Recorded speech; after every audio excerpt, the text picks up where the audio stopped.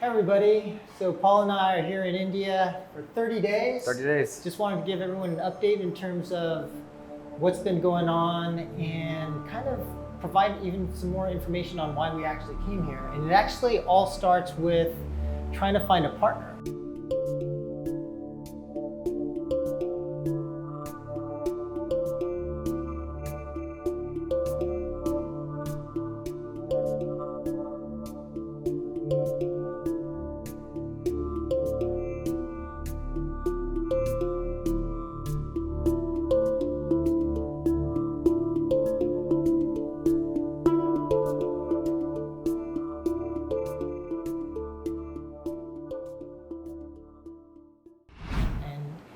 I think that one of the things that happens in the industry a lot is in finding a partner, there isn't enough due diligence that happens. And so what we really wanted to do is to work directly with the people who we may be partnered for over the long term, over potentially several years. And so that's not something you figure out over a couple of meetings. That's something that you figure out through actually working together.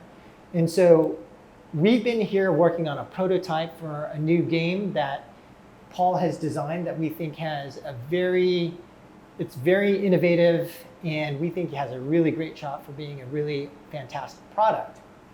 But when it comes down to it, we're here, we're sacrificing 6 weeks of our lives here because we think it's worth it. And really, companies are about people, and fundamentally, we have to get to know the people who we're going to work with. I don't know if you have anything to add to that, Paul. Yeah, well, a lot of people said 6 weeks is a long time in India. I don't think most people would make that commitment, but that's where we felt the opportunity, right? Everyone says make a sacrifice to, uncommon success is from, uncommon rewards from uncommon risk. Right. So we're out here 6 weeks. Felt like it would be a long time, but now that there's only 2 weeks left, we've been here 30 days. Yeah. It's actually, sometimes we think we could use more time. Like we're running out of time, we feel like. Yeah. So, it's been totally worthwhile. Just to keep it light for a minute, what has surprised you about India in our stay here? My nightly or morning routines, having to be careful from the water. So I was told to be careful from drinking the water. Right. So I have to use this like magic UV wand light to make sure that I don't get sick because I'm just from somewhere really far away. And I think that's the most surprising thing. The time that we've spent here, I think, has been fantastic. The people are amazing, very friendly, probably friendlier proportionally than in the US or in many other countries, I would Certainly, say. yeah. But I will say that just speaking about the environment, I think one of the key lessons I've learned is really about trying to ignore the external and just focus on the internal. Like, what can I do for myself to make myself better? How do I focus on what I can control? And so that's been, for me, a growing opportunity. Sure. Growing opportunity. Yeah, and that's what I was telling you. We were talking about this offline, but just being here and having done all this is actually enough in and of itself. Even if the build never came through, even if we never structured a deal, just being here and trying to work this out, going home with what I've learned personally would be enough. Anything from here out is all gravy. Is all gravy, just cherry on top. So, whatever outcome happens, I think it was totally worth it to come for the time being.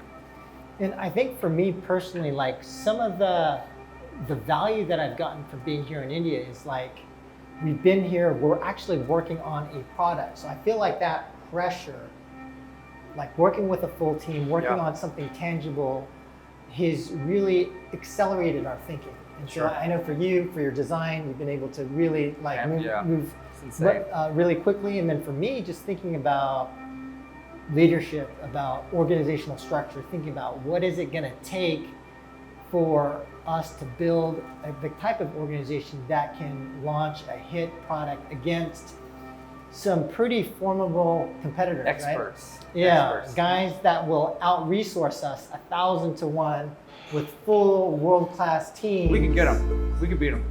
I think so. I Yeah, think so. I think so. I think so. We can yeah. get there. We can But- at least compete. But it's, you know, but I think in order to do that, you need to find your areas of structural advantage.